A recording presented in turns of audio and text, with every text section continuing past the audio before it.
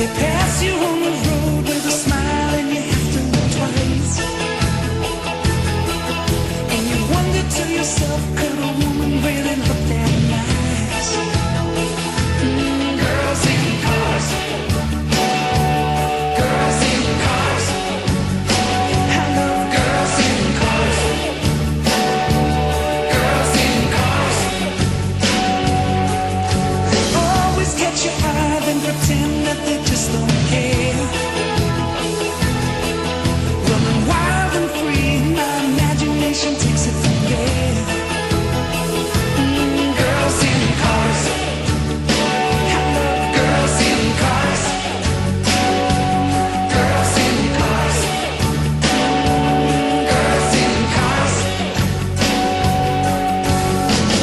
All you girls are gonna be timber. I'm not saying we have a wheel and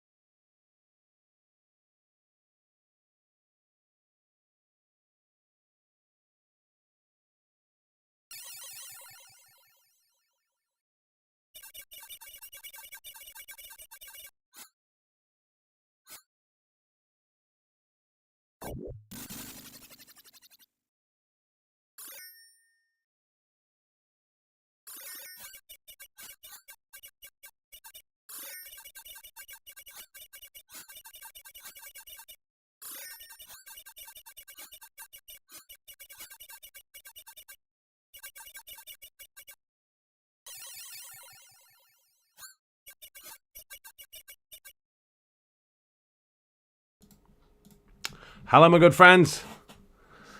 How the devil are we all? It is... I don't know what day it is. Thursday. Feels like Thursday. I'm pretty sure it's Thursday. I've turned that way too far down. It's Thursday. We're back, and I am back in the room. All the way from sunny... Well, it wasn't sunny, actually, at all. All the way from Singapore. Unbelievable, right? I got home... I set off Monday just after midnight, right? I did Singapore to Amsterdam, got there for 8, and then I flew home at 10 o'clock, right, from Amsterdam. Got to Manchester at 10:30, because they're an hour forward, aren't they? And literally, I got home, and then my mum messaged me, and she went, "You home all right?" And I was like, yeah, I'm fine. She went, "Oh, you've not been caught up in all this air traffic control stuff, have you?" And I was like, "Oh, shit, no." So I checked the thing, and Jesus Christ. I literally made it home just before they fucking shut the skies, you know what I mean? I'd probably still be there now. But yes, that was that was one of the many adventures that I had in the great state of Singapore. What I did do when I was over there was, right, the state of this. I bought a new phone.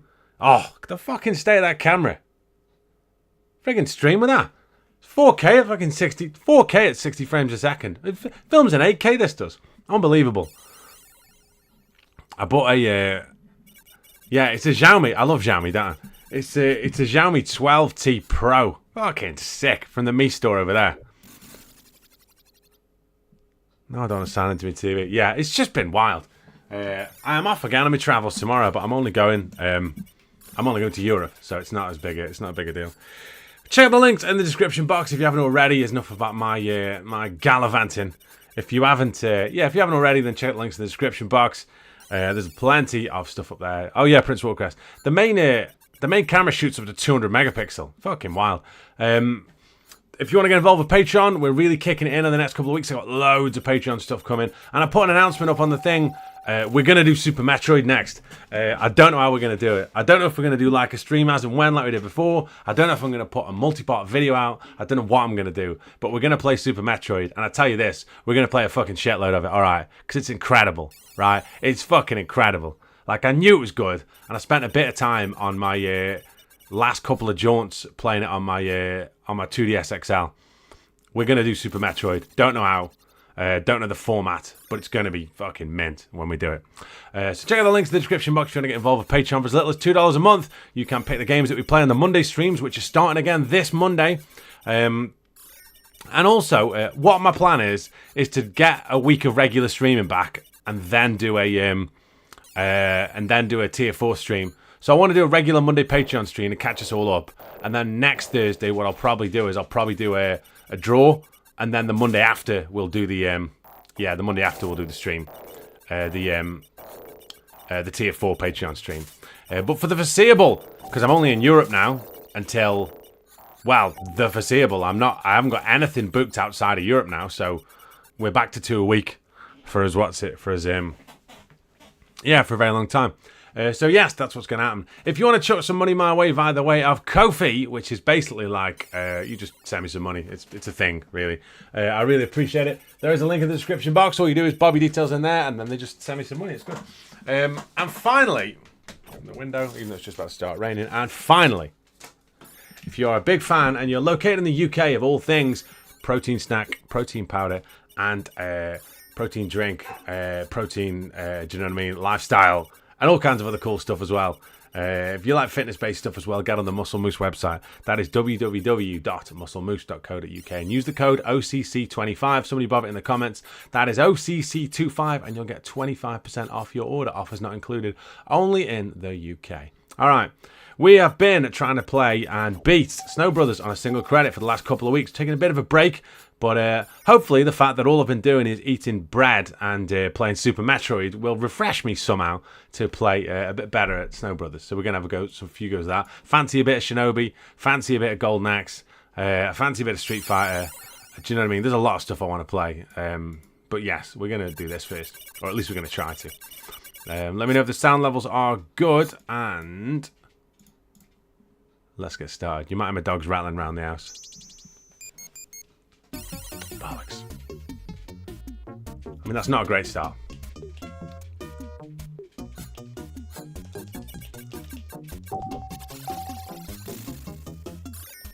To be fair, I mean, we'll get the next one. Bang. Come on. Red potion. Or not. But yes, how the devil are we all? That's more of the point. What have you good people been up to? I feel like I haven't seen you for ages. What's been happening? I checked in on the Discord last couple of days, see how everybody's getting on. But yeah, what's been occurring? Come on.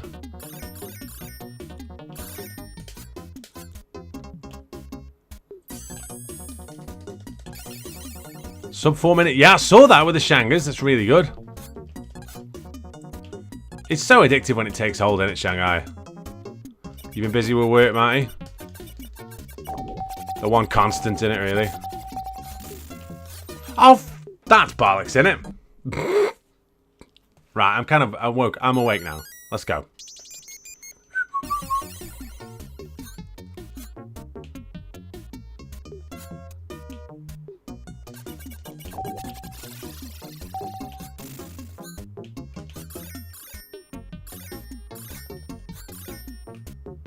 $116, yeah, I saw that. Was that Tim Pop?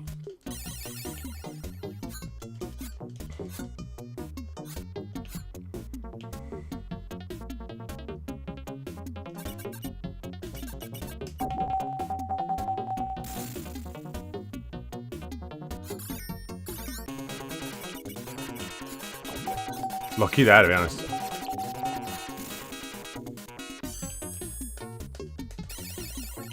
I love that. I'm the same, Phil. When I went to Singapore, you know, I saw like there was in the main shopping centre, Suntec City Mall. There was like that's where I got my phone from.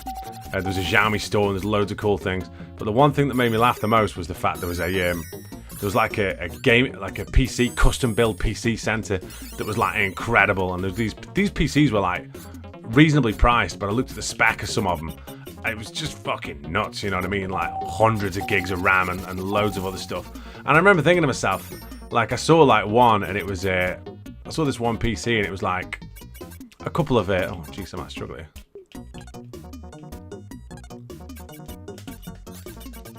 It was what are we doing here? Yeah, it was a couple of thousand Singaporeans, so it wasn't dead like, not like otherworldly expensive, but expensive enough, you know what I mean? Like, and I just remember thinking, fucking hell, I'd play a lot of Minder on that.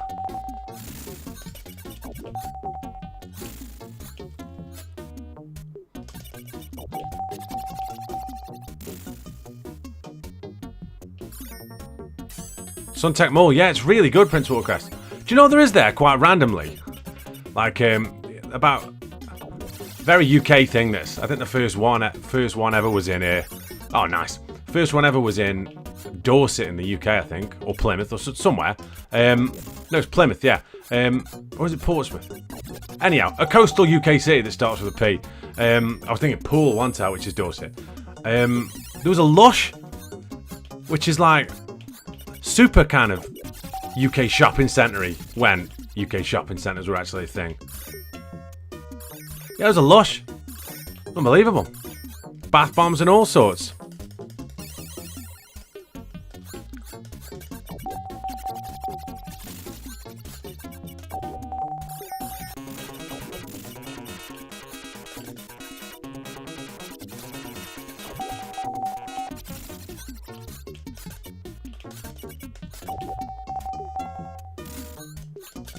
Honestly, mate, it was unbelievable.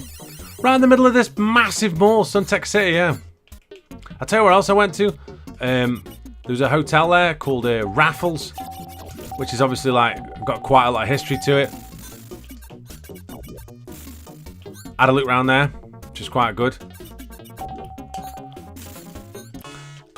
I actually ended up doing 2 events. So there's one on the Saturday. There was UFC Singapore on the Saturday, which was Max Holloway Korean Zombie, and then on the Sunday they do this kind of qualifying event, like a tournament for kind of fighters from that part of the world, like the Far East, called Road to UFC. So I did that as well on the Sunday, and then like I say, really lucky, really. Show the singer from. The singer from Lush, what? The lady with the red hair? My good mate, Mr. Dan McKee, incredibly funny stand-up comedian. Bit of a thing about her. I mean, who didn't? It was the 90s, right?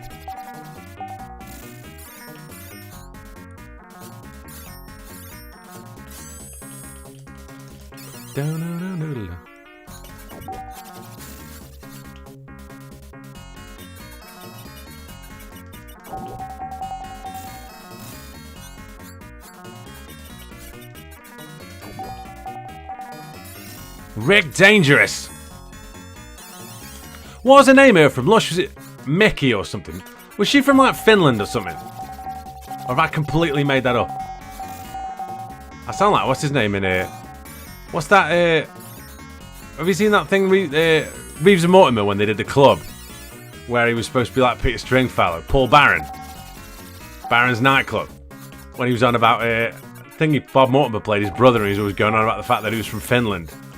Like Mick Hackenden. Tony. And that compare called Kinky John Fowler. Do the catchphrases.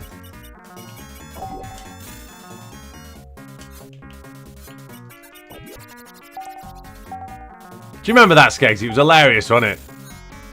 Because he's like Peter Stringfellow, isn't it? The bit where he's on about running like cruise ships.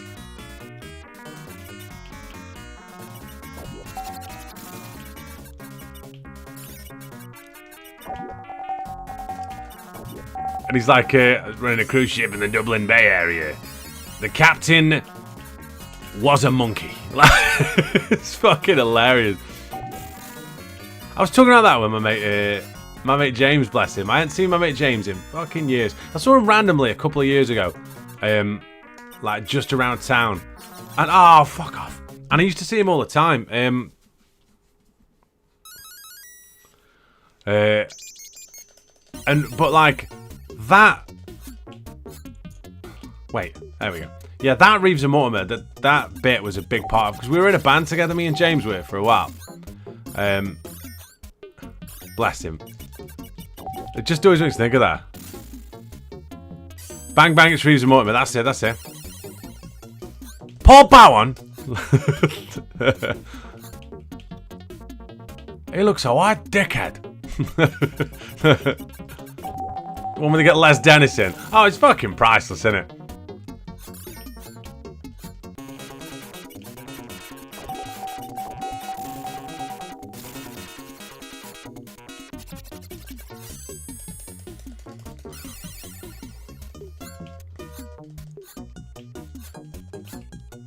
The bit where they do erotic night, and that's the one with Kinky John Fowler, where he's got all those cocktails.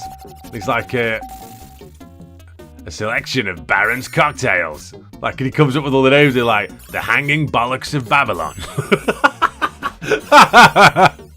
That's so funny, that sketch is.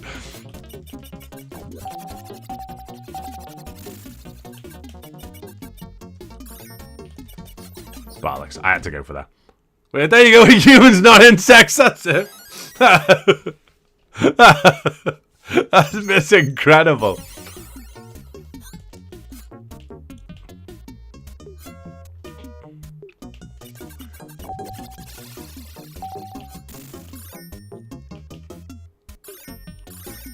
Kinky John Fowler. Shout out.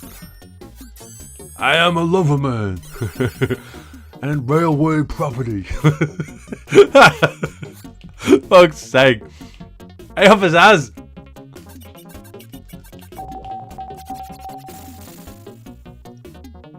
We're humans, not insects. That's fucking priceless. It's been a while, hasn't it? I was saying. It's good to see everyone. I'm alright, mate. Bit tired, bit sore, but fine. Got a predominant schedule coming up of what's it as well? Predominant schedule of European mixed martial arts coming up. So as much as I'm working quite a lot, the great thing with working in Europe is the fact that you've never gone that long. You know what I mean?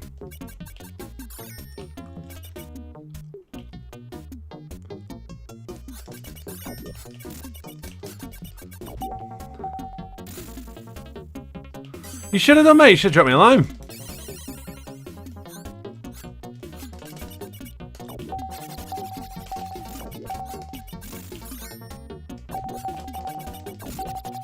Did well there.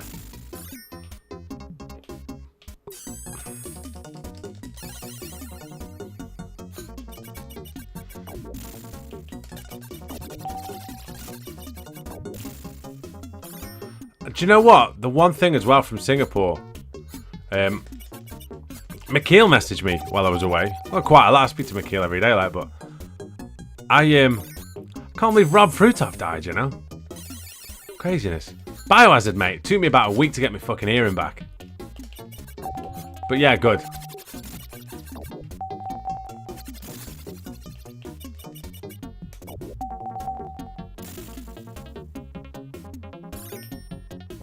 Evening, Cutty.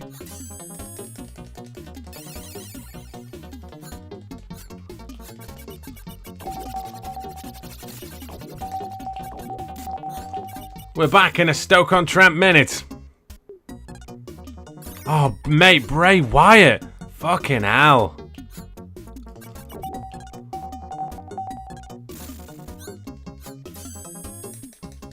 I'll say this now, right? I am in about 2013-ish, right? Alright, that was a touch. In about 2013-ish, me and my good lady wife went to a WWE like house show. And when I first met Alison, right, I'm sure I've told you this story before. But when I first met Alison, like, we met in this 80s bar. And they were playing like pro wrestling on one of the big screens. And it was like Ravishing Rick Rude and the Ultimate Warrior. I think that's Royal Rumble 88, I think. Where they have the super pose down, right? And I knew I'd met... Alison was out with her mate Holly, and I'd met her before because my mate Lewis knew her, right? But I'd never met Alison before. So we kind of got chatting, and then we were up at this bar and we were having a drink, and then I looked up at the screen and like Ravishing Rick Rude was on, and I was just like, without even thinking, I just went, there is no other way an 80s gentleman should look, you know what I mean? Look at him, fucking mullet, massive tash, 26-inch waist, shredded to fucking bits. Like, what a fucking absolute beast. And she was like, she said, oh yeah, Ravishing Rick Rude is so fucking cool, wasn't he? And I was like, hang on a sec. Like, I don't have a frame of reference to how to hold the rest of this conversation. And so I was like, oh, do you watch wrestling? And she was like, yeah. And then she turned her wrist over, and she had like a Bret Hart tattoo, and I was like, oh, right, you're fucking coming with me then. You're getting coned off here. So like, anyhow, so long story short, like, we both hadn't watched wrestling regularly for ages, but that kind of whenever anything to do with wrestling happens, it always kind of hits us both, you know, because we're always aware of the fact that pro wrestling itself was like, well, it was instrumental in kind of us, really, you know, like and anyhow, so fast forward to like 2013 odds, we're like were we engaged? No, we're kind of living together, but we're not far off getting engaged, and we go to a WWE like yeah.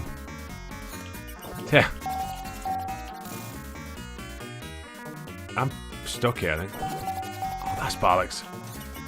Lucky there a bit. Need a more concrete plan for that. Oh shit. See, this is fucking problems. Ah, I thought I just about got her.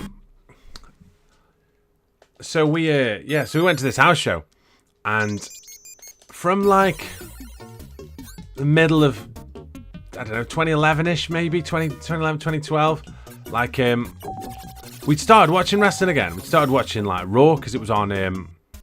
Did we still have Sky at that point? Anyhow, we started watching Raw, and just like the one feud that coned off means reserved, obviously.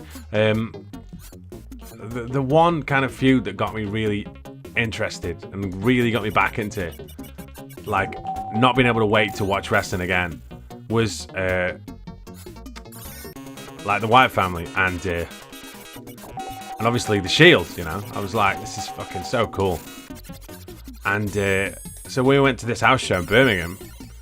Like, Bray Wyatt had like a singles match with John Cena, and he did the proper like obviously the proper entrance, you know what I mean, like, and he had like the lantern and all the rest of stuff, and it was just so fucking cool.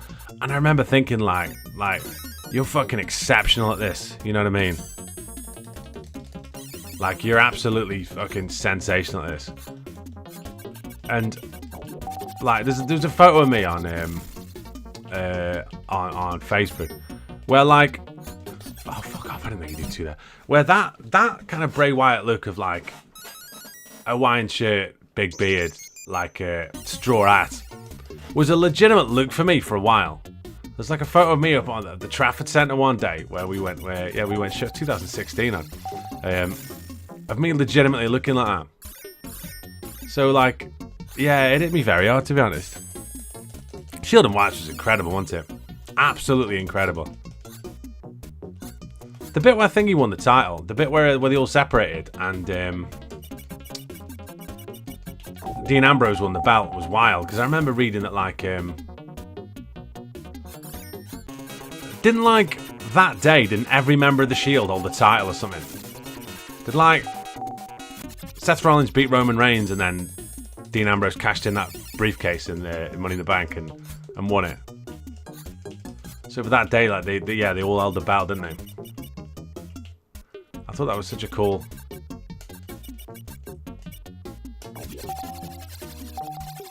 little fact. But yeah, like so back to Bray Wyatt, like I didn't hear about it, and then I had a missed call on my phone, and I was like, it was like fucking, there's time difference, obviously. It was from Singapore. I was like, I had no idea, and I thought, my first thought was like, oh god, like I hope Allison's alright, like because I thought to myself, she wouldn't call me at this hour. But then I thought to myself, well, she doesn't know what time, like she's gonna go like, oh, I better not call Ben, it's fucking 5 in the morning there, like. Roman the belt, Seth cashed in.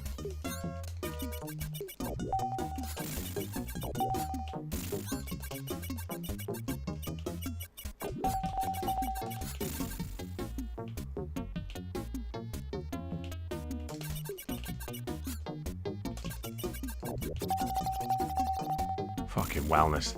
They love a wellness violation when it suits them, don't it?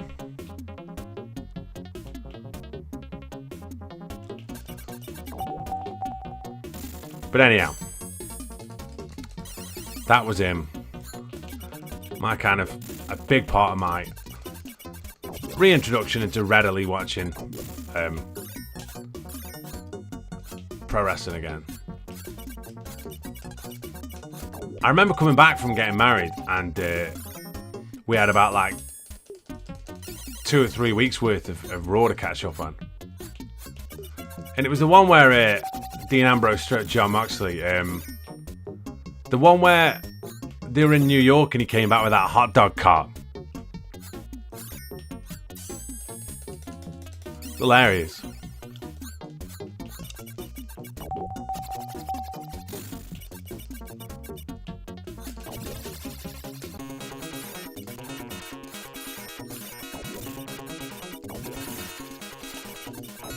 Nice.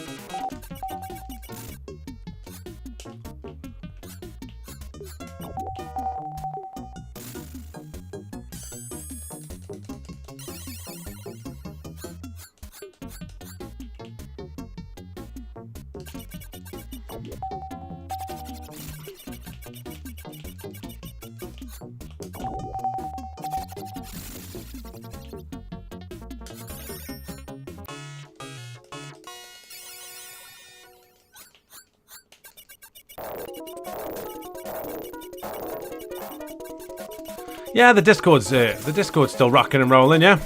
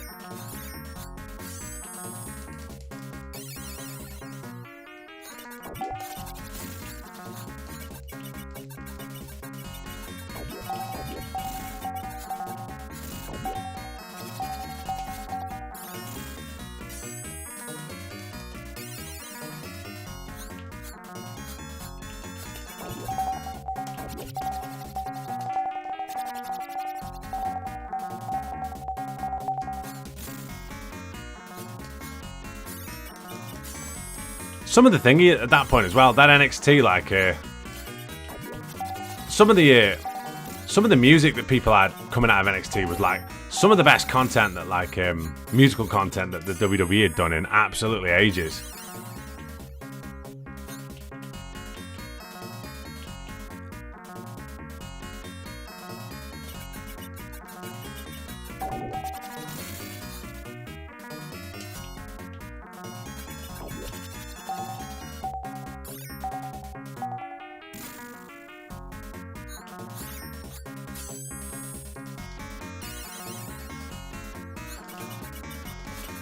Oh, fuck this, I think. You'd see. That's not bad. I can clean him out as well. I think we're alright here.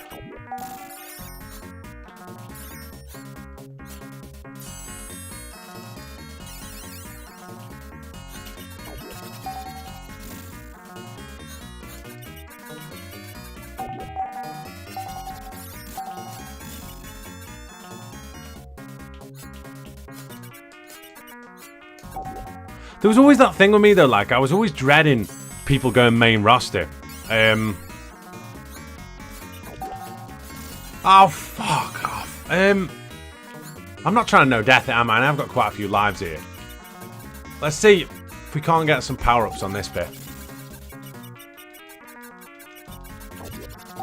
Bet I can get that. Yeah, go on. Let's keep going.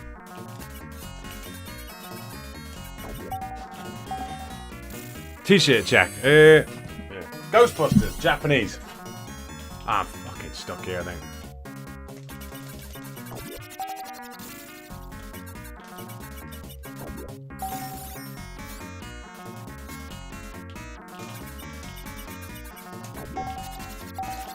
Very lucky.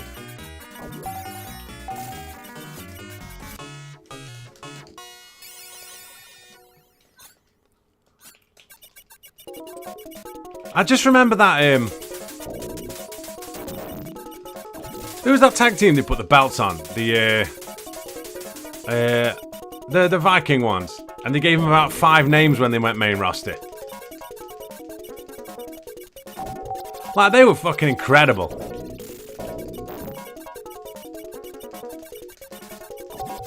That incredible that incredible walkout, didn't he? Absolutely frigged damn.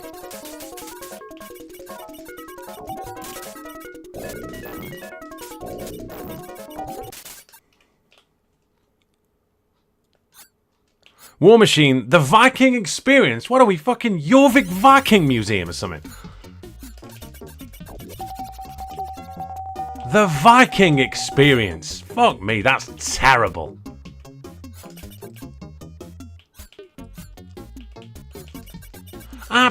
Honestly, that sounds like something you have to pay for your kids. I haven't got kids, but it sounds like something you'd fucking pay for your kids to go on a school trip. Where are we off this term? Well, there's the Viking Experience. You know what I mean? Fucking Jorvik Viking Museum. You can make a coin. You know what I mean? The Viking. What a load of shit. Yeah, I bet it was mint as but I mean, I'm not.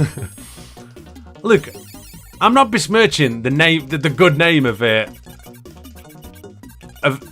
Viking museums. Ah, I couldn't have done anything then. Because I'll level with you, like, a good Viking museum, I need to be able to move fast for this. Where are you going? That way.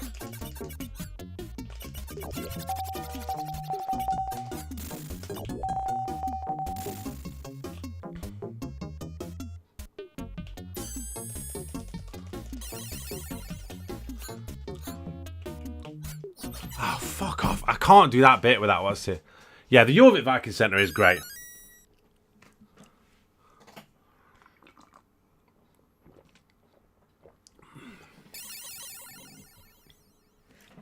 That thingy, that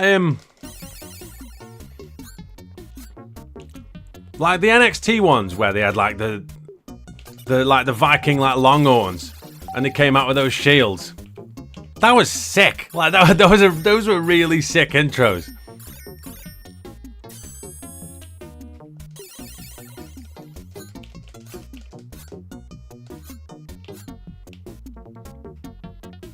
The Tipton Experience, there is. Set fire to a wheelie bin.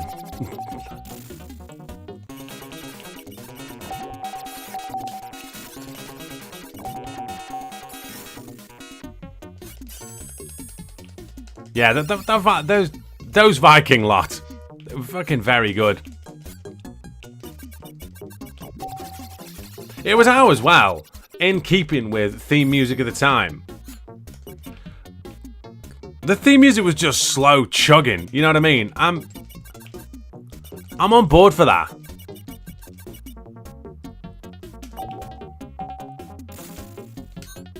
And what's his name's music as well? The kid with all the backbreakers whose music was just kill switch engage. Fucking Roderick Strong did another fucking theme. Johnny Gargano's one that sounded like Paramore was quite good as well. Like, they just did it really well, you know what I mean? They did theme music really well at that point.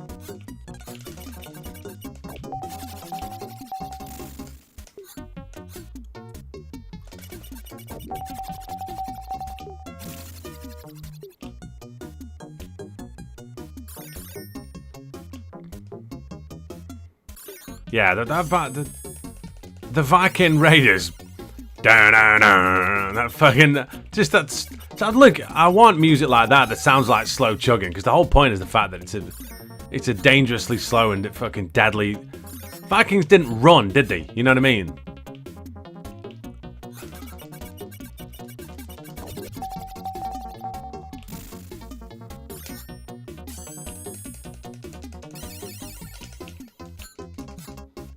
Yeah, it was good, wasn't it?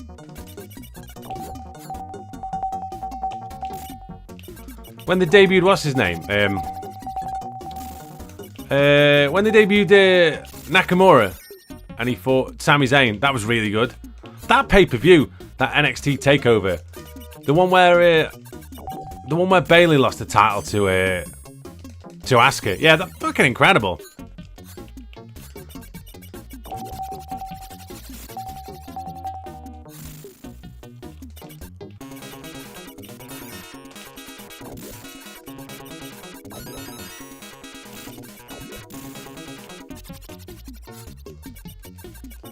Yeah, it was a great period, that was. Yeah, so one of them, I can't. One of them used to fight MMA, like to quite a high standard as well.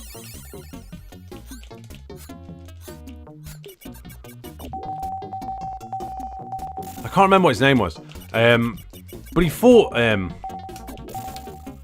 Bama, which at the time was like the big UK like arena show, basically.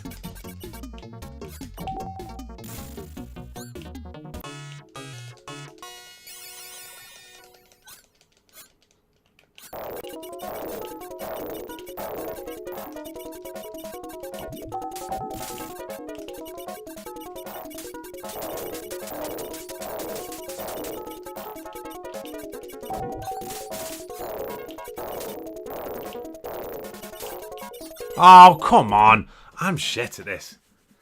I didn't got past... We got level 20 odd.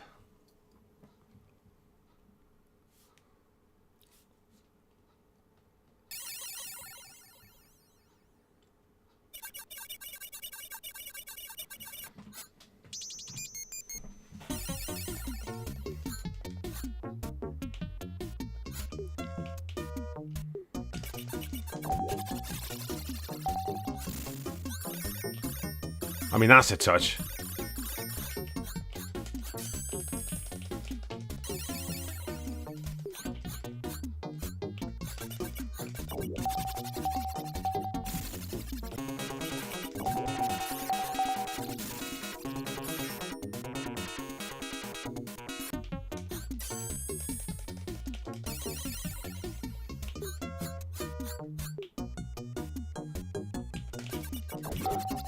I'll tell you what made me laugh the other day. I was thinking, like, when I was setting the screen up for this, I was thinking, what did we do last stream? And then I looked at my thing and thought, and I watched a bit of last stream, I was like, we played Snow Brothers, Tim from the gym turned up, and then we played Trivial Pursuit. I mean, what a random set of circumstances.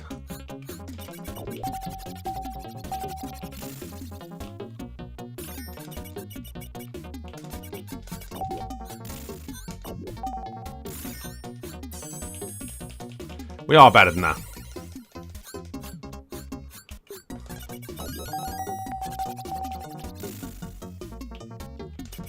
I should just get that, really.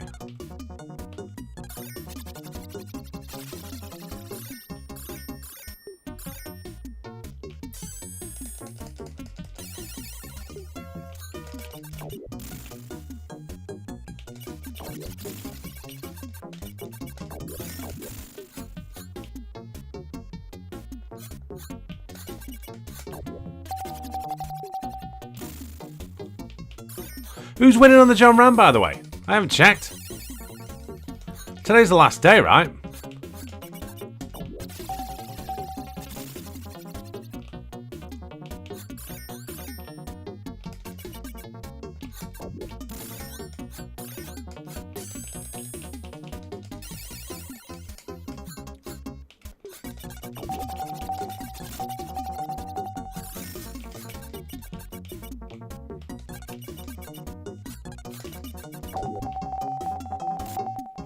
Colin's winning. Spot on.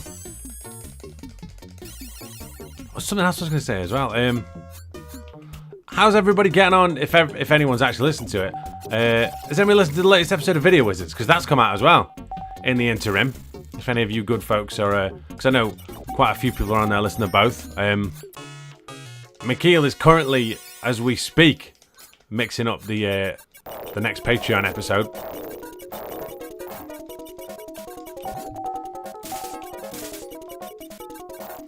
If you're fully, you need to be fully powered up, Skeggsy, that's the problem. It gets really airy really quickly if you haven't got full power.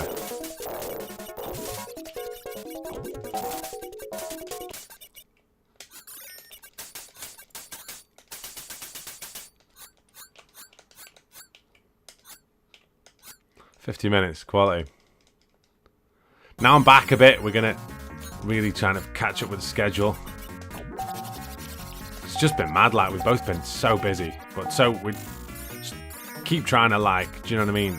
Put some good content out there. There's been loads of cool episodes we've done.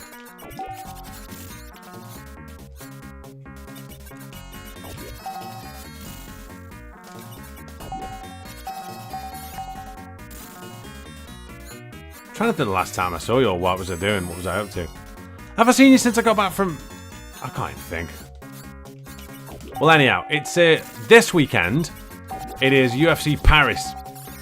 So I'm going out tomorrow night for that. 6 p.m. Phantom. Amazing.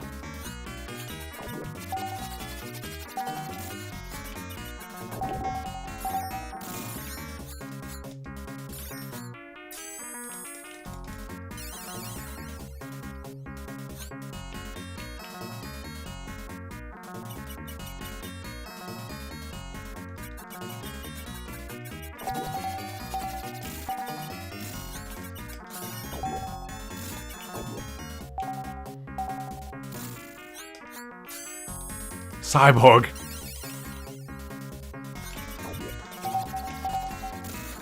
That's dangerous, you see. I feel like I can... Get here, son. Where are you going? Where are you going? Nowhere. To quote Therapy. You're going nowhere. Whoa, shit. Oh, that's such bollocks.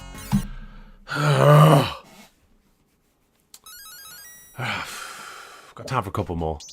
I don't think we're getting a clear tonight, which is disappointing, but I mean realistic. I haven't fucking played this in God knows how long. The problem is though, it's always fun. It's not a problem, but you know what I mean. I should really start playing this by now.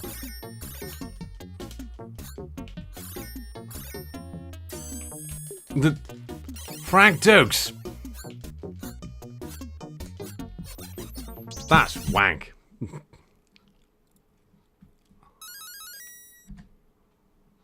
Didn't mean to do that.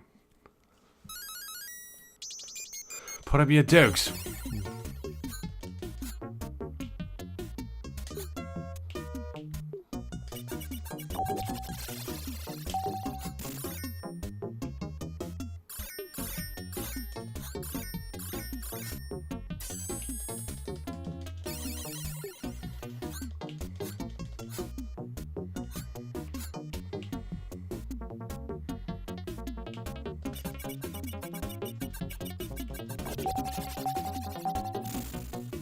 Give me that red. Come on.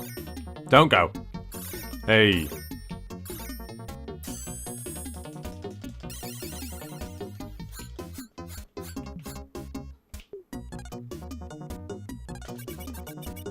I mean, it's so obvious when you look back at it now. Like, but then you take it in the context of a what's it, don't you? In a pre-internet world, you know, when everybody, do you know what I mean? Like, there was more mystique, wasn't there, about anything to do with martial arts in general, you know? There was way more mystique about it. I think MMA, one of the things that MMA did was, MMA forced martial arts to evolve more in 20 years than maybe martial arts had evolved more in like 200 years before it, you know? I remember going to like as a kid, like going to various martial arts classes, going to karate and bits and pieces of other stuff, and then I remember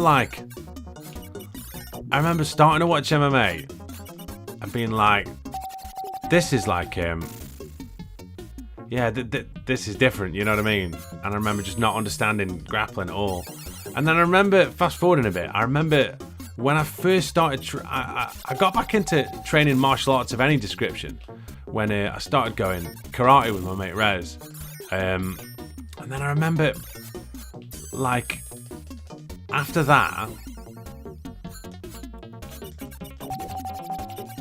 I remember me and Rez both went to like a jiu-jitsu class. Well, it was an MMA, like an MMA class, but it was just jiu-jitsu, just grappling. And I remember, like, still training a bit of karate at the time. And you could tell MMA was getting really big because, like, all the traditional classes, all the traditional schools were all, like, started changing the names a little bit, you know what I mean? And started not using MMA as a term, but started talking about different, do you know what I mean? Like different martial arts kind of, it'd be like, do you know what I mean? Somewhat martial arts school, and it like, there'd be a picture of people standing up, people grappling, people what, you know what I mean? And it'd be like, or karate schools, it'd start changing the names to like, martial arts center and stuff like that. And I remember, like, so I went, the karate class that I was going to, I kind of was weaning off it and was doing more and more grappling because grappling was loads more fun, like. And I remember one of the last times I went to the karate class I got to, we started, warmed up, and then the guy was like, okay, so what we're going to do is, we're going to do a bit of groundwork, alright? And I was like, fucking, what are we doing here? Dig a ditch or something. And he was like, so what we're going to do is, we've got these mats, they've got all these mats out. And he said like, oh, okay, we're going to pair up, and then we're just going to kind of, just going to try and work a few positions, do you know what I mean? Get into a few, try and get a few different submissions and stuff like that. And I remember thinking to myself like, this is weird. And, but the funny thing was, like, I hadn't really, only Raz knew that we were like training kind of somewhere else. So I roll with this kid, and he didn't, God bless him, he didn't know anything, didn't really know what he was doing. And not like I was fucking Hodger Grace or something. But I always say this, right? In kind of jiu-jitsu, full stop, the biggest gap that you'll find, right, isn't like white belt to black belt. And it isn't like a competition to like non-competition. The biggest gap that you'll find, right, is somebody who's done 4 lessons to somebody who's never done anything. And like, I remember roll with this kid and just like armbarred him straight away. And I remember thinking to myself, oh fuck it. I remember thinking to myself, they don't know I've been doing any training here. And nobody said anything. And I looked at Rez, and Rez was like, oh, I was like, fucking, like sold it like it was fucking, do you know what I mean? Like a tombstone or something. And I remember thinking at the time, like, this is fucking hilarious. But martial arts themselves changed a lot after MMA came along. They kind of had to, didn't they?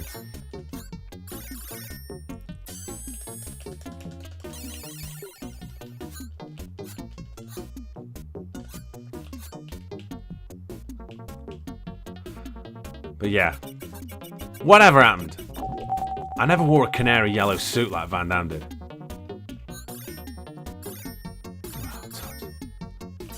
Maybe that's the problem.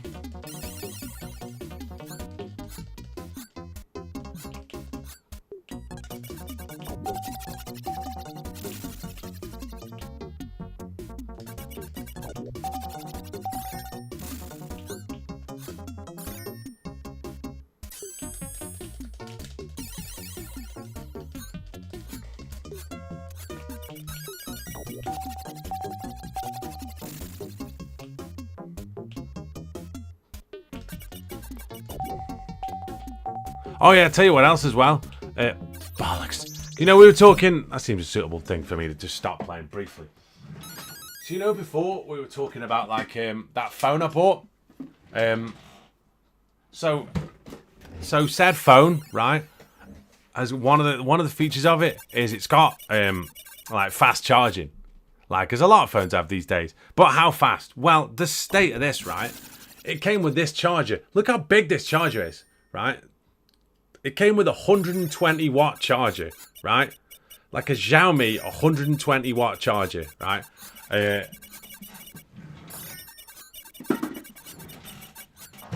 So the phone itself, right, is a 5000 mAh battery, right? Which is a bit above average. Most phones are between 4 and 5,000-ish, or in that neighborhood. Like that charger does the phone from, because when I got it, it was on completely nothing because it had been sitting in a drawer, I imagine, like because I bought it from the Mi store, but it was on sale, So I imagine they'd had it in for a bit. So that phone was on complete zero, right? And it charged it from 0 to 100 in yeah, Colin, 0 all the way up to 100 in 19 minutes. Fucking wild.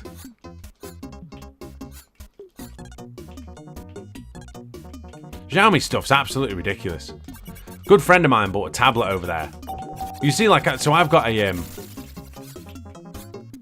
the standard tablet I use is a Xiaomi Mi Pad 5 that I bought from Singapore last year. My mate bought the Mi Pad 6 this time. It's fucking wild. Such good quality. Right. I've probably got a couple more of these in me. Is the speed of phone charges a thing? Yeah, sort of. Yeah, because phone batteries are getting bigger, aren't they? Because people are spending more time on the phones and the screen on time's a lot more.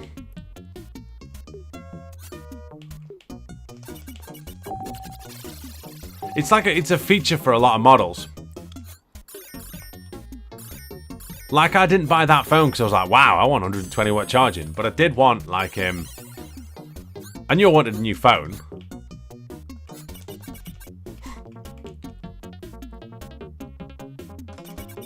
And I've had Xiaomi phones now for like 5 years odd.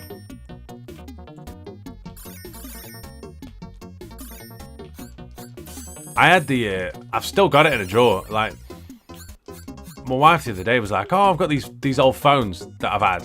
And she's like, no, get rid of them. Because I've obviously passed different phones that I've had onto her as I've got other phones.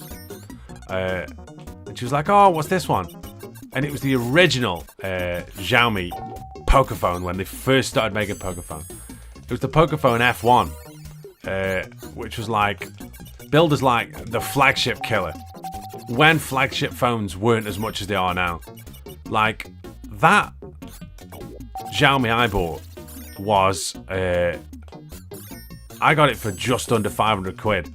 And it's still 700 quid in the UK. And the other big thing as well is, in the UK it's 700 quid for a spec, a worse spec. Because they only sell a certain number of the specs in the UK, Xiaomi do. Oh, fuck off. So that phone is, that phone's got 12 gig of RAM. 12 gig of RAM, 256 gig of storage. And the other thing, another random bit of thing is, I didn't know this, and I'd be very impressed if anybody is aware of this. People who are maybe savvy and who go to travel a lot are. So in Singapore, if you're a tourist and you buy electrical goods over the value of £100 and you take them home, like, you're allowed to claim 5% sales tax back. What you do is, you go into the place where you buy it from, it's called GST, and you get like a, oh fucking hell, no I haven't. Yeah, you can get sales tax back. So I scanned my passport, and then when I went to the airport, I literally just showed him the receipt, showed him the thing, and he scanned it in, and it went straight to me. Money went straight to my bank account today. Fucking unbelievable. So the phone actually, because I got 30 odd quid back, so the phone actually cost me like 470 odd. Fucking nuts, honestly. Did that on the cruise? Yeah, I had no idea.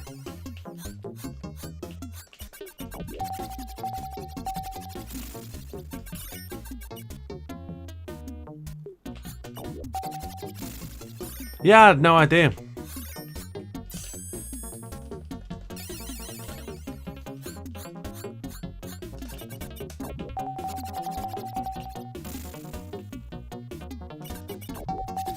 I'll tell you what's wild though about fast charging as well is, like, the actual chargers themselves are expensive.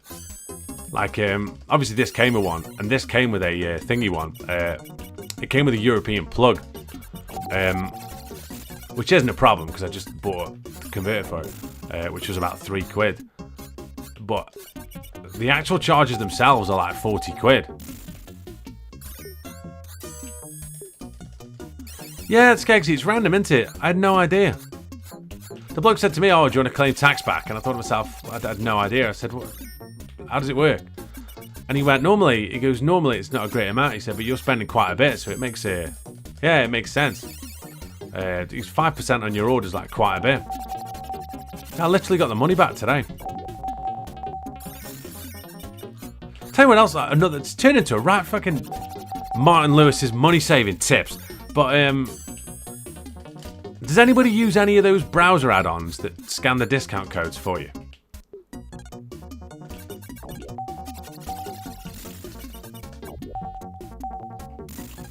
Because there's loads of them, isn't there?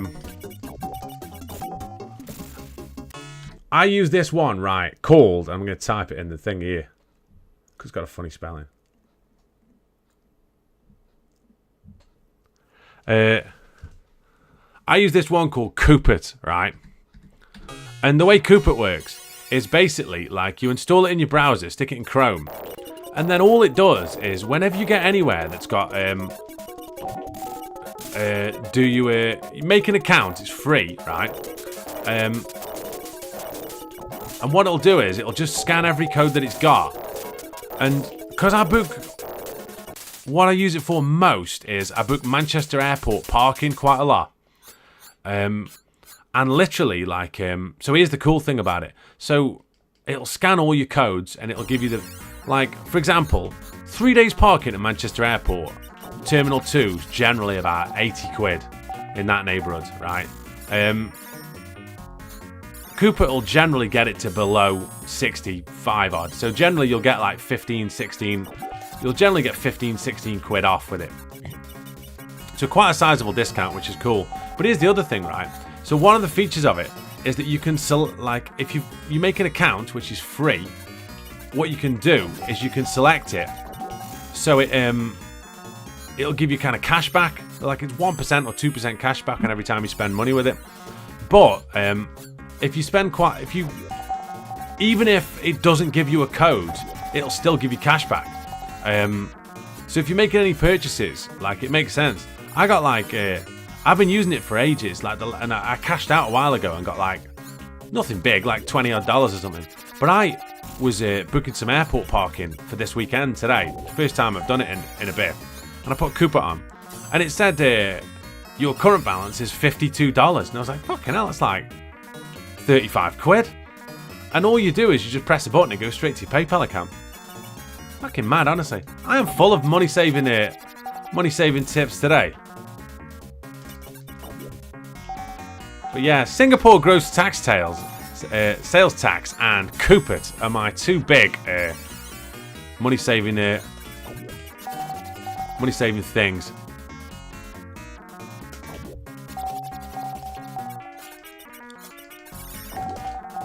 Lucky. Might struggle here. Depends.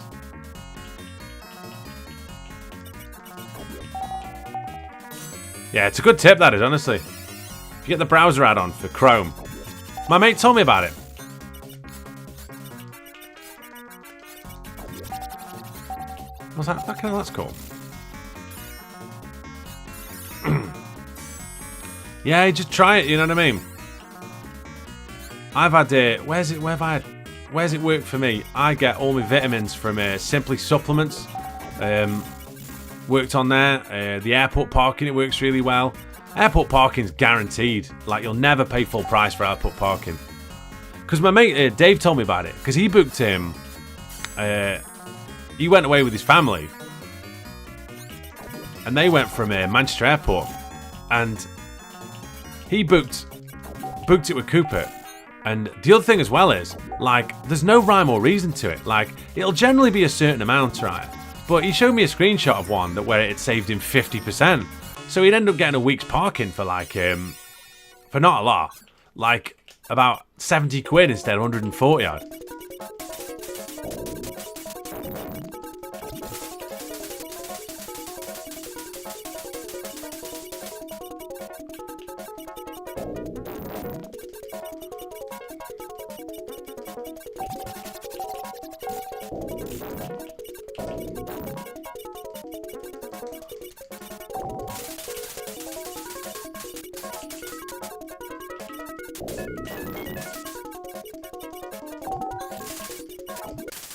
Nice.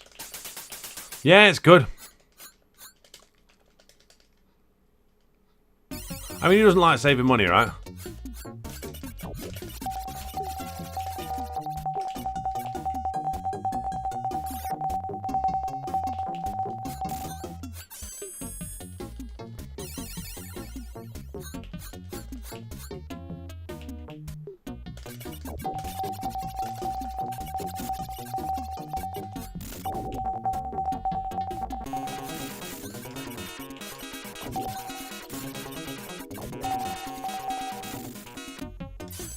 It's not an app, no. It's a browser extension for Chrome.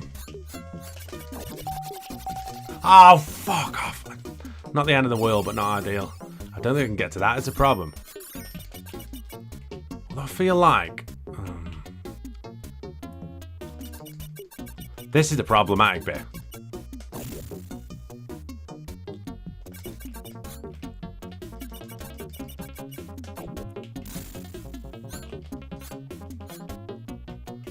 Couldn't have done anything there.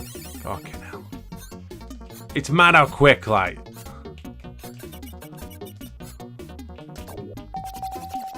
it's mad how quick games just go on this. I honestly think this is the hardest set of levels as well.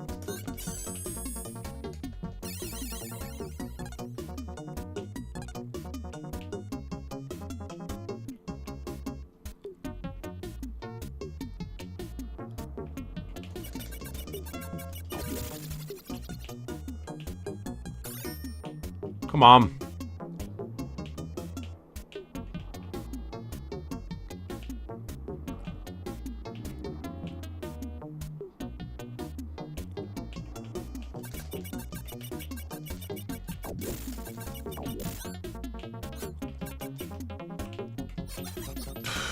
This is done, I think. Fucking so tough this game is.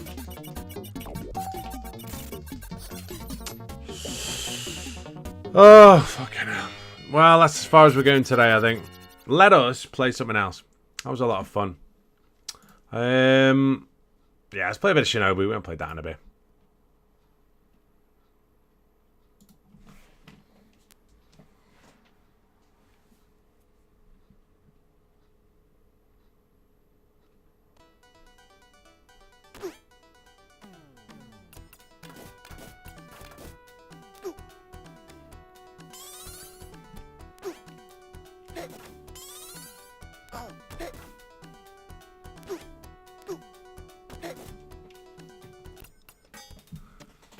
Mission 1. Any answer to the next John Rand? I think I might be going a bit more older with this one. It might be like a real classic. Like early 80s.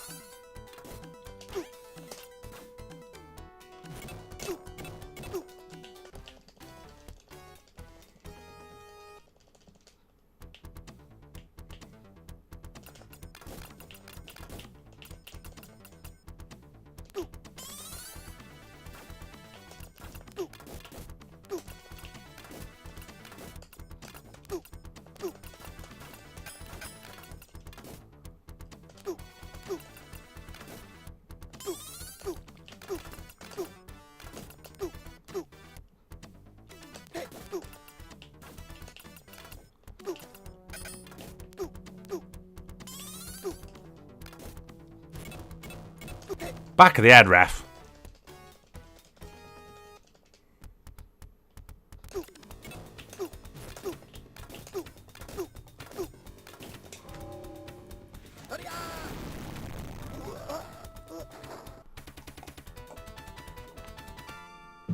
Mission 1. Finish. Welcome to bonus day.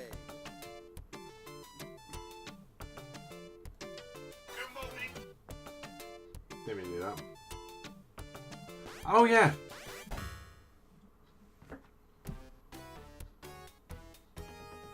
Mission 2. Okay.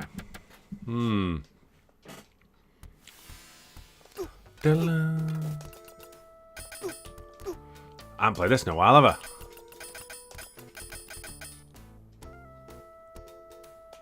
Misses one credit, ladies and gentlemen. I got stabbed in the back of the head. Unbelievable. Start again. Mission. Hello, Vanille. How are you? Oh, Prince Warcrest. That Hulk Hogan. That Hulk Hogan interview with what's his name? Where he said he fought in Pride. In the he said he fought in Pride in the 1970s. Despite Pride not starting until the early 90s. I'm not bad, Vanivals. Not too bad at all. Looking forward to seeing you, to be honest.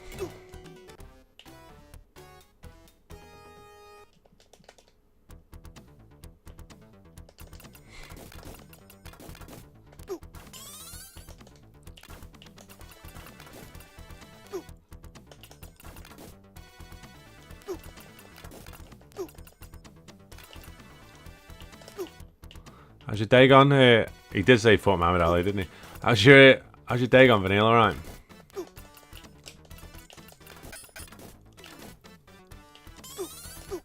I tell you what, your car's nice to drive, isn't it?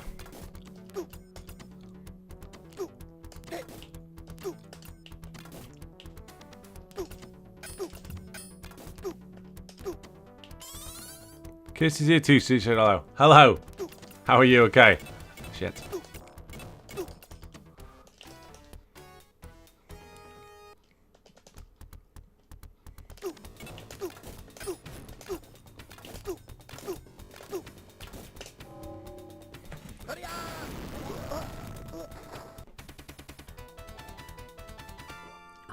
Mission 1 finished. Welcome to bonus day. Slow down. Right. God, this bonus round's just not fun, is it? Should we try Double Dragon No Death as well? Well, we're not trying this No Death, to be honest. We're just trying to beat this, but...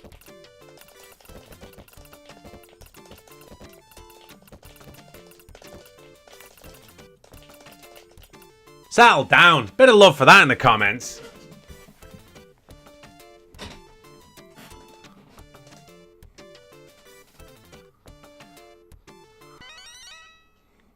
Mission 2. Happy with that?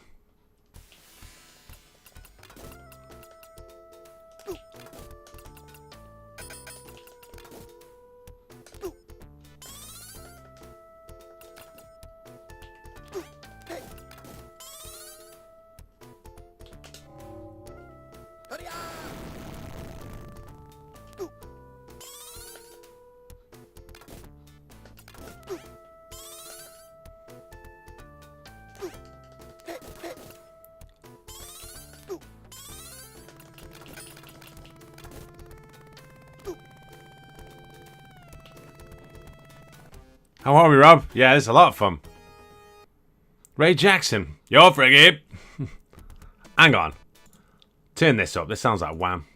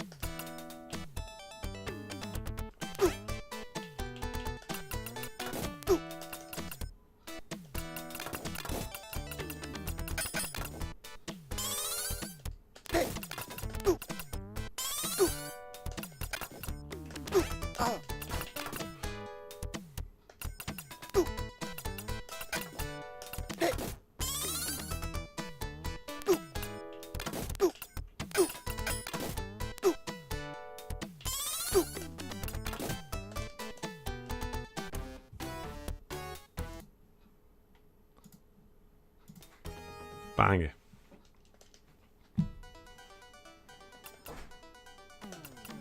I think we all do, don't we? To be honest, Marty. Irrespective of its many weaknesses.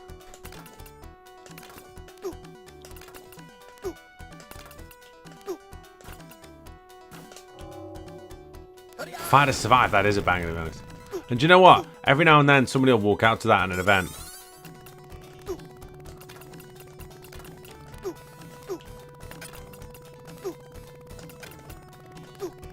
It's like quite obvious that it's inspired like a number of people.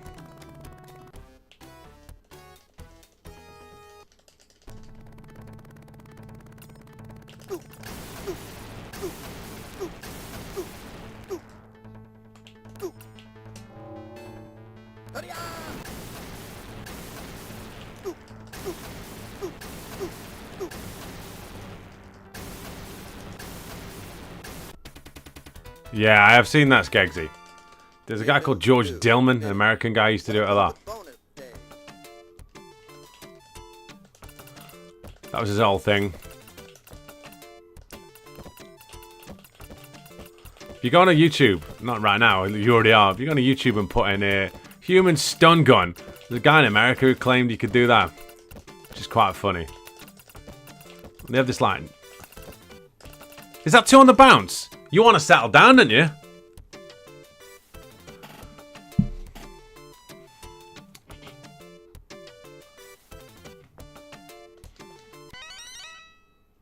Mission 3.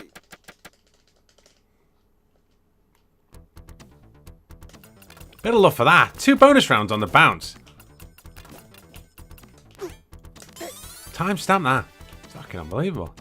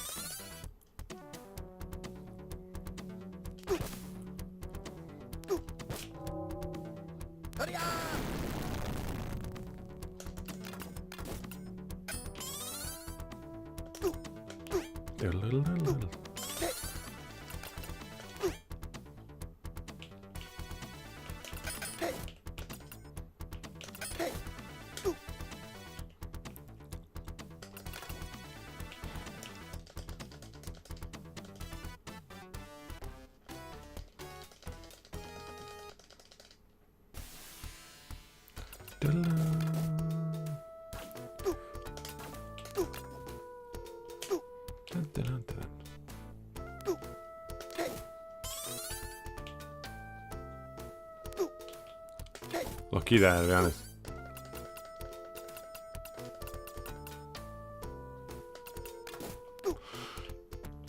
Bit of love for that. Jesus Christ.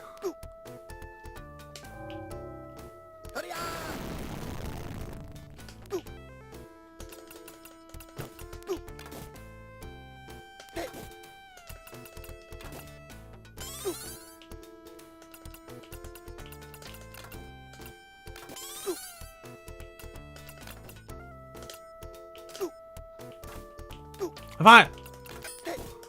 Lucky there, to be honest with you.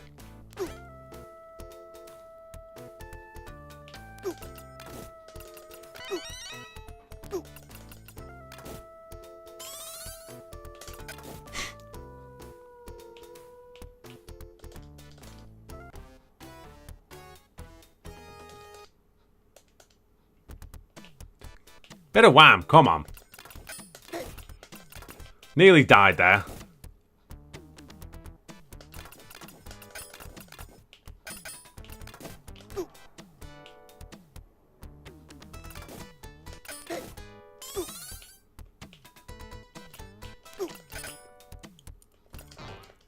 That's such horseshit. I mean, we've got a good few extra lives because we've done 2 bonus rounds, right? But the fact that they can just fall on you like that is fucking wank.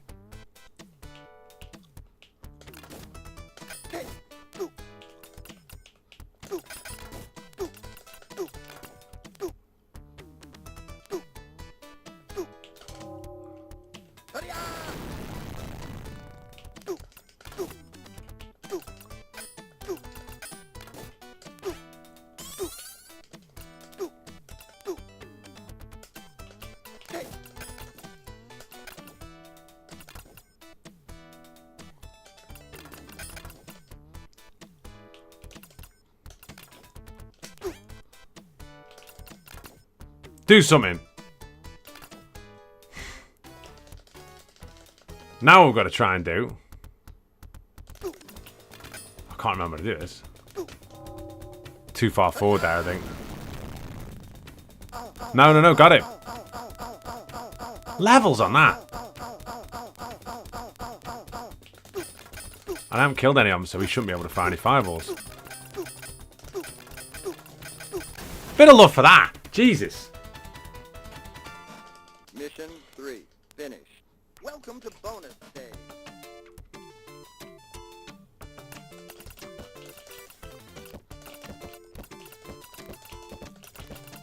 Ah, that's the run gone. Still. Mission 4. You're damn right, Skeggsy. That is how we do it.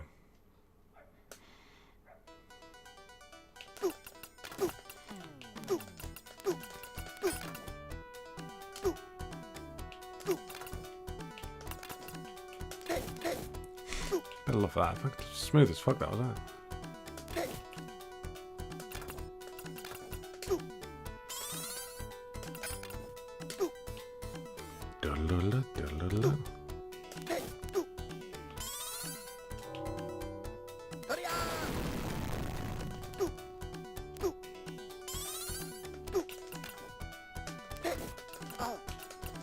Lucky there, really.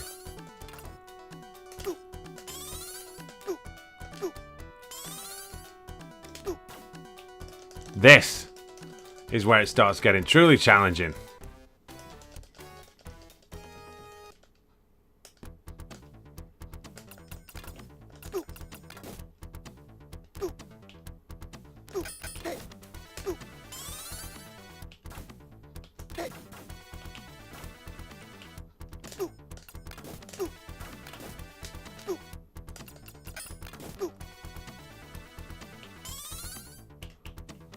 Shit.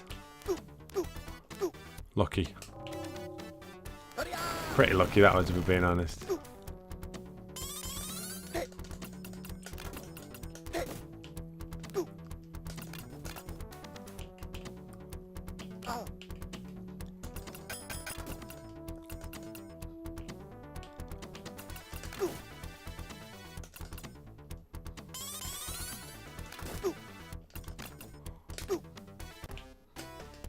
Got this game on the Astro City.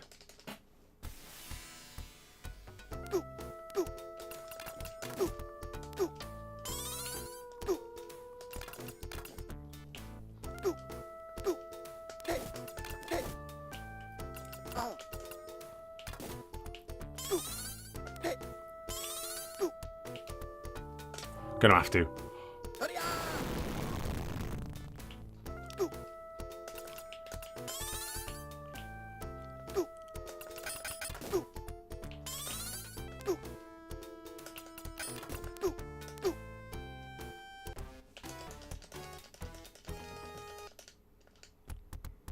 Mission 4. Finished. Welcome to bonus stage. Whoa, has the stream stopped? No, we're all good, God, shit, what's up there? I'm not asked by this one. And Simon, you make such a good point.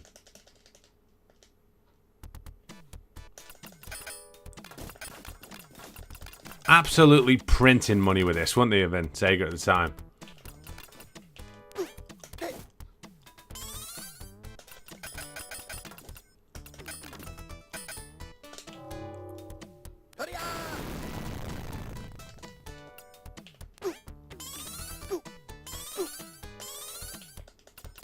Shout out to Jazz Rignall tweeting to me about Wimpy the other day. Did anybody see that?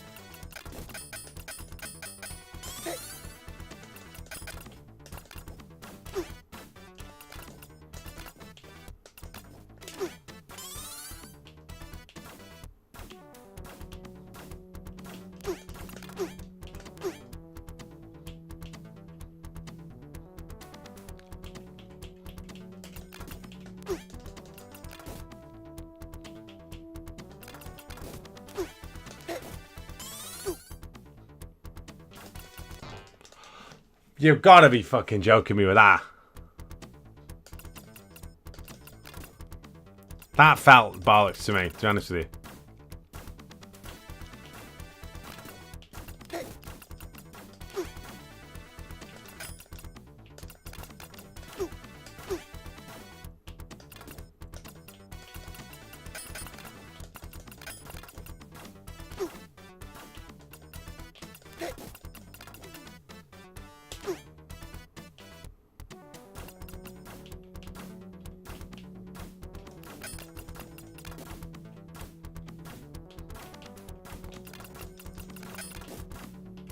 I'm gonna struggle here, I think.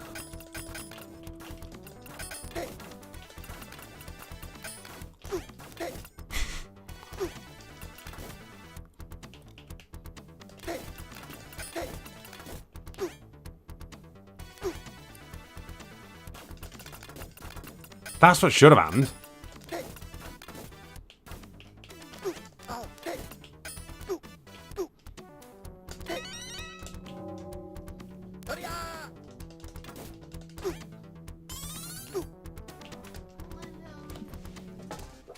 Hey, Neil. Oh, thank you very much.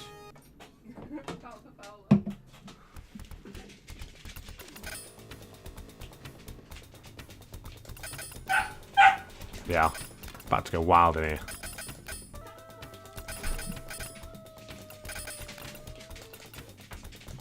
Chaos just before the last boss here.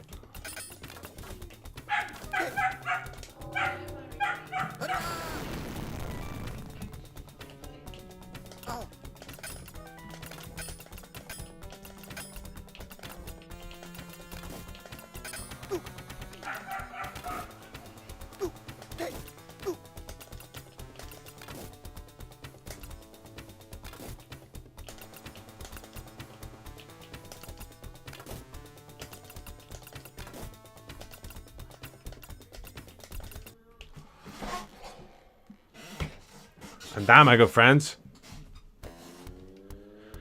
That is a Shinobi 1 credit clear. Stress. For those of you good people timestamping, that is a window delivery can of Coke from a place called Kick-Ass Burrito of all places.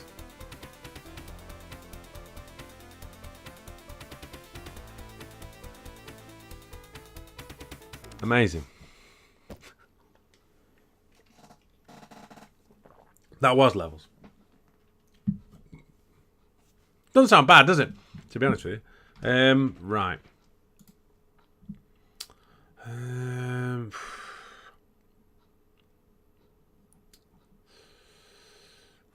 do fancy playing something else, but I probably should shoot off. Well, there's one thing we're going to play then, isn't there?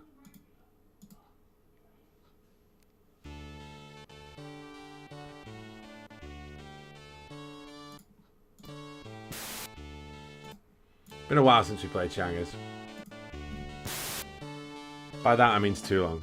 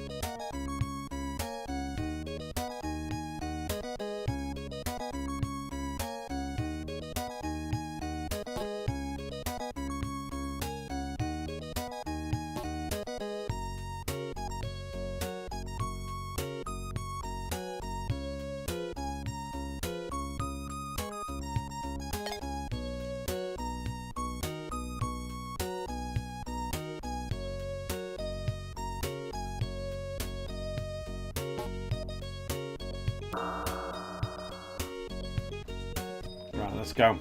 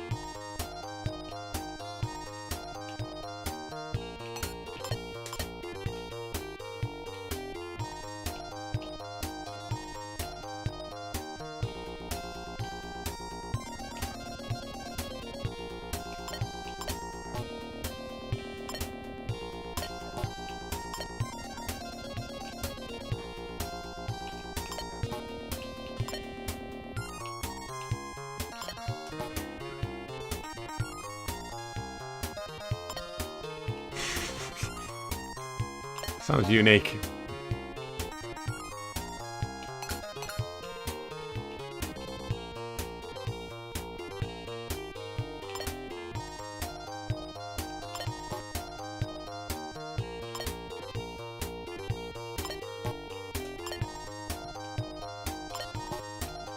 I love now, by the way, my friends, I love the fact that Shinobi has just added to that list of games that we can just pull out on 1 credit now.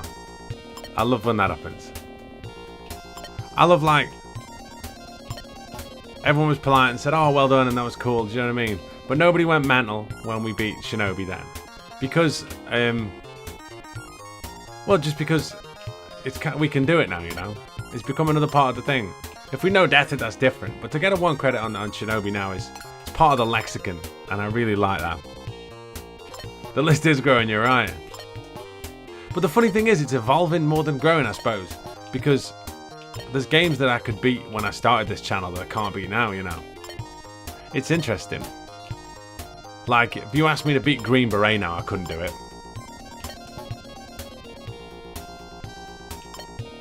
Yeah, it was very 2 months ago, I like that. Like, if you look back at some of those clears, I doubt I could do Vigilante now. Like, there's loads of clears that I don't think I could still do, but then there's loads of stuff that I could do now that I couldn't do then, you know? Life's like that, though, you know? We learn and unlearn, like, loads of things as we go forward. It's only the things that we continually do that we continually get better at. Arcade Shadow Dancer. Do you know what? I don't know if it's me, right? I never really rated Shadow Dancer as much.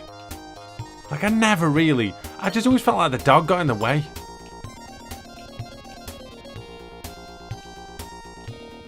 I mean, I'll have a look at it.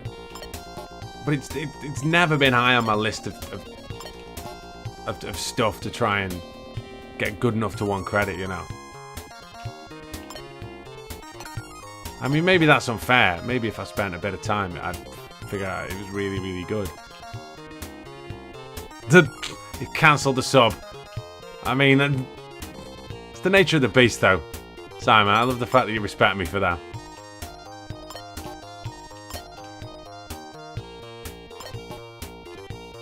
I mean, I'm all in or all out with me. At least you know what you're getting. Yeah, that's the thing, Prince Watercrest. More to the point, maybe it speaks to my ineptitude rather than the knowledge of the usefulness. See, I can't get to that. This is the problem. I think we might be done here. We're not done here straight away, but I can't shift that. And if I can't shift that, I can't get to that. If I can't get to that, I can't get to that. Therein lies the issue. I don't see us having much more left here anyway. I don't want to use them 2 up. But neither of them open up anything anyway, really.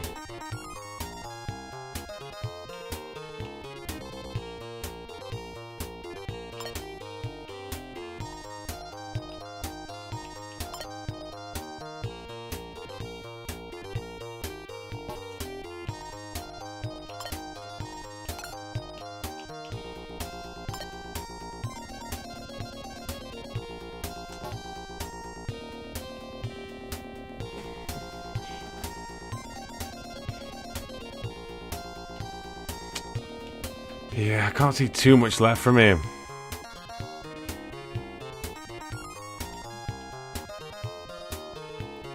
I think Shinobi was very much like a right place, right time kind of thing, wanted for Sega. Just a crowded arcade space, one of them.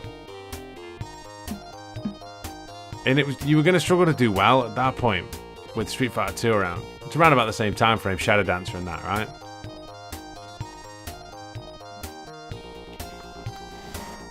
If I get rid of that one and that one, are we done? I don't think we've got much more left. 68, poor, isn't it? Very poor. It's not 116 or whatever we were the other day.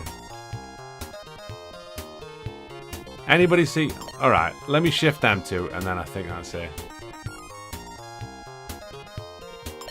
I don't want to shift them 2 and then there'll be something else obvious I've missed, but I don't think there is.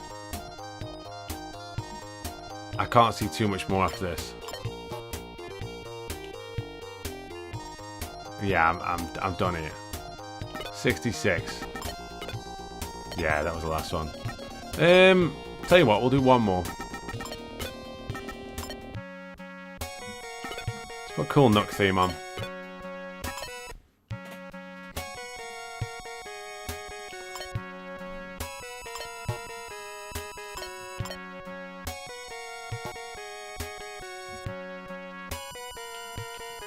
This theme, because it's slower, reminds me of COVID so much.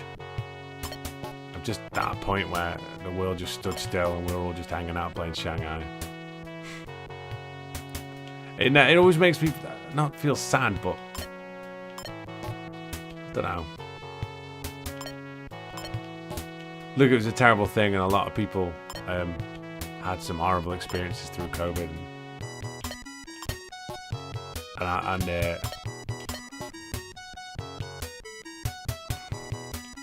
don't know. I'll tell you what I miss, right? I miss the fact that we all had more time for each other.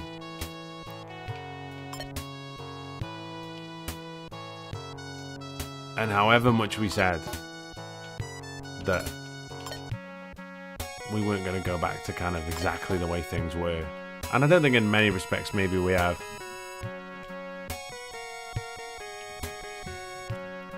I travel a lot. Flying's the same. You know, I'll go to different places. It's kind of the same as it was. Like,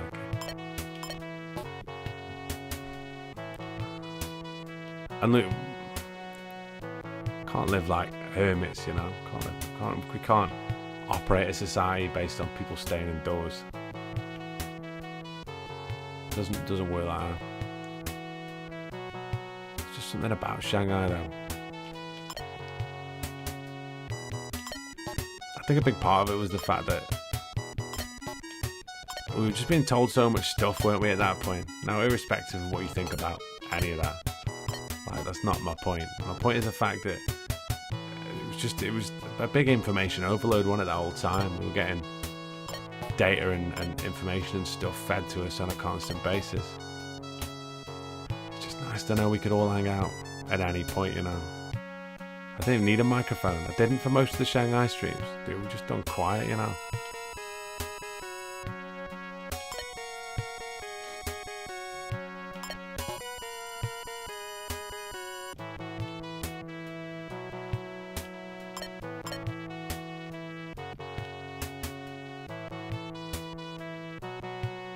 Plus, I really like toasted sandwiches. I mean, I had so many toasties over that time. I basically ordered a toasty maker and then the world closed. Fate at that point. Fucking phenomenal. I mean, if you don't like a good toasty, I don't know what to tell you. I mean, you good people, all 10 of you here at the moment left for the last bit. What are we saying? What is your toasted sandwich filling a choice? There's no wrong answers here. No one's going to get judged. I had a fucking Whisper Gold one over COVID. I mean, we're all at that.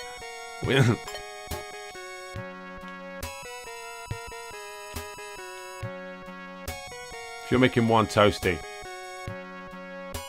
right now, what you're making?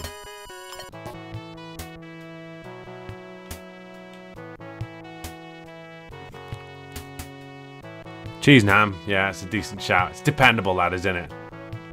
You haven't got a lot of variables with cheese and ham. It's not going to set the world on fire. I mean, it might set the roof of your mouth on fire, but it's not going to set the world on fire. But it's always going to be there for you, a cheese and ham toasty is. You kind of know where you stand with it.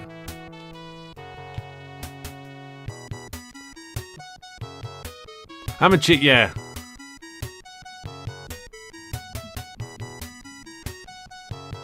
Cheese and the dog from Shadow Dancer. Come on, Simon. I mean, that is harsh. Peanut butter and jam. Yeah, that's a good shout. No, I'm with you on that. Bit exotic. But we've got time for that. We're a multifaceted community. To quote Garth Marenghi, I'll take the high road, I'll take the low road. I think both are valid.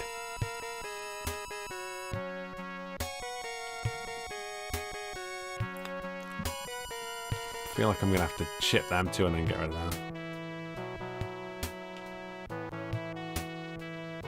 Go on, Phil. I feel like we're all about to now.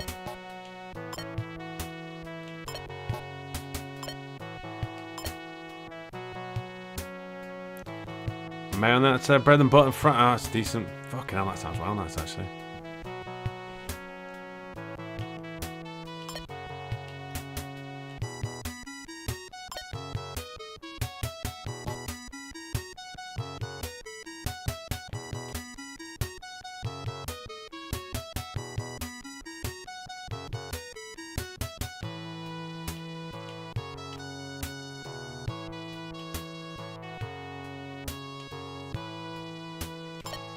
Gonna have to get rid of these two, aren't I?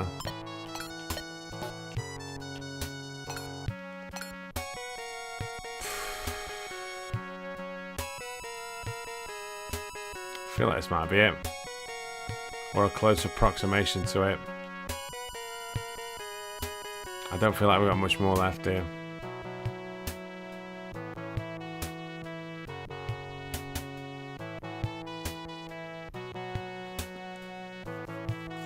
I think for me, right, if we're talking about the best toasted sandwich, there's a lot of things that go into it. Like, I love what baked beans do to a toasted sandwich, right? Cheese, chicken, and barbecue sauce. That sounds fucking incredible, Skeggsy. Oh, God, that sounds stunning. That's completely thrown me off here. Torpedoed my train of thought with how nice that sounds. Here's the thing, right? Like, beans, right, add a lot to a toasty. You've got to be so careful because it's very easy to burn the root. Like, if you ask me what is the #1 ingredient, if you said to me the goal of this toasted sandwich is to make one that tastes nice, but one that will 100% burn the roof of your mouth, I would say stick beans in it. You know what I mean? Beans are your guarantee to burn the roof of your mouth. No ifs, no ands, no buts. The top of your mouth's getting shredded if you have beans. But they're incredible. And therein lies the issue. Non-highs beans. Yeah, potentially. Get some Branston's on. Branston pickle on a...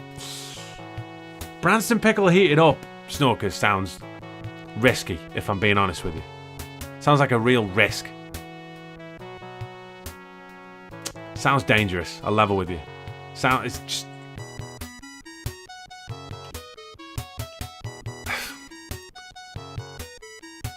I can't get on board with that. Some of those toaster bags. He's honestly a real life maverick. He's like Van der Valk. You know what I mean?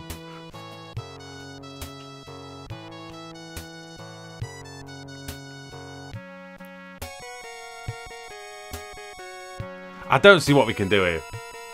Well, I can see a few moves, but I can't see... Hang on. What am I even saying? Is this going to open up anything? No.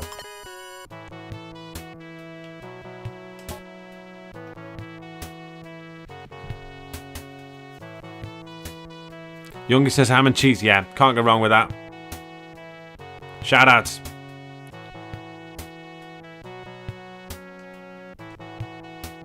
That's a good... yeah, ham and cheese, can't go wrong with that. Give him a pat on the head for that. That's solid work. You're doing it right. Not the drummer from Musical Youth. Do it right! Shout. Sausage and cheese and sourdough. A bit Tory. It wasn't Tory till you said sourdough, to be honest. Toasted bacon, cheese and mushroom. Oh! No. Chicken, cheese and... See, pasta... These go Tory quickly, don't they?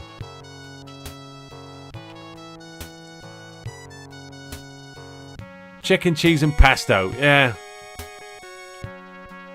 Nutella and marshmallow. God almighty, Mark. That's... I don't know how to respond to that. What, like actual cinnamon marshmallows? Or are we talking like... Are we done here, by the way? I've lost track. Oh, we've got a few, but I don't think there's many more. I think there's many more moves left.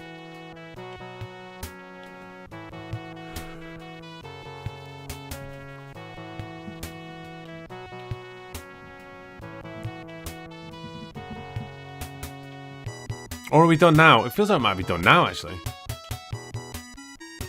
No. Hang on. I think we're down. I think... Wait.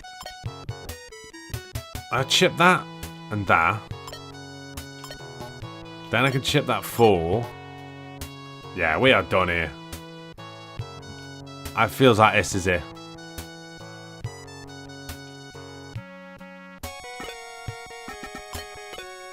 Poor.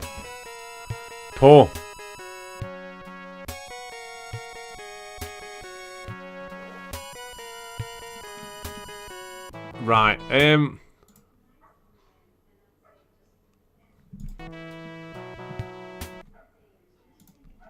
Right, I'll tell you off, hold on.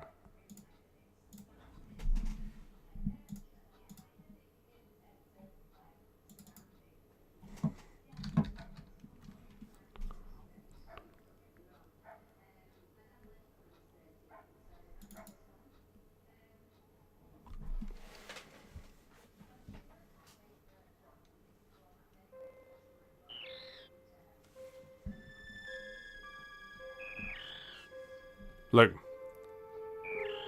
I don't know how we're going to do this. I know we're going to do this, though. And I know it's going to be soon. I started practicing for 100% Metroid, like I said. And then I had a quick game of Super Metroid. And I thought to myself, like, we have to play this. You know? We have to do this. Undoubtedly. This is what's coming next, you know.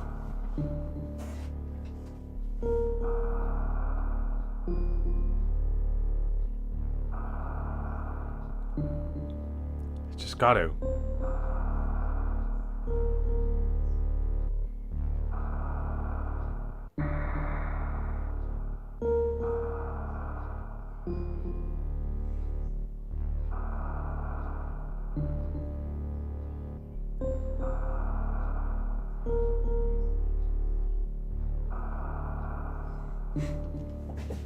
Right, this is what's going to happen next.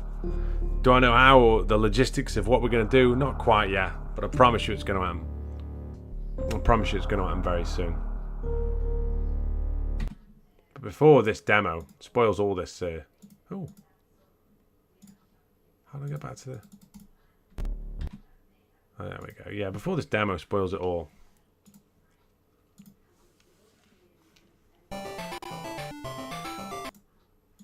It's time for me to go.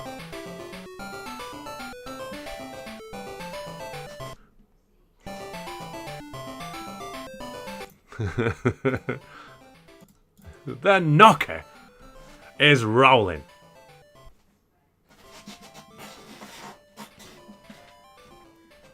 What happens next? Well, I'll put a post up tomorrow so you can pick some games that we'll stream on Monday, and then we'll stream next Monday and we'll stream next Thursday. We're back to 2 a week for the foreseeable. Patreon streams on Monday and Snow Brothers continuation on the Thursdays. I don't know how we're going to do Metroid. I'm going to have to try and find a way of doing it because I really want to. Yeah, I'm really going to try and find a way of doing it. Have a quick game of Snow Brothers tonight if you haven't already. See if you can't set yourself another score on the John Rand. I'll put the scores on the doors up tomorrow and then we'll pick a new game. Thanks so much, everybody, coming along. I've been away a lot and I've missed you good people a lot, but it's been fantastic to come back on and just hang out, you know. Keep on keeping on, you know. Like, we're always here. Like, it's a great little community, you know. We're all on. If you're not on, if you have at some point chipped some money towards the run of the channel, which most people have, even if you just sent like a one-off, but you're not on Patreon, just shoot me a line. I'll send you a link to the Discord. The second you kind of, the Discord's a Patreon thing, but the second you financially contributed to this great channel, it feels like you qualify. You know what I mean? So if you have chipped me some money in the past, which most of you have, but you haven't signed up to Patreon, drop me a line. I'll shoot you a link to the Discord. Come say hello. It's basically this, but without Alf. But yeah, I'll see you good people on Monday, and I'll see you on Thursday as well. We're back. We're streaming, and the alpha is rolling. Oh, I'm already there. Take good care of yourselves. I'll see you all very, very soon for some more One Credit Classics. Have a good evening, wherever you are, and I'll speak to you soon. Take care, my friends.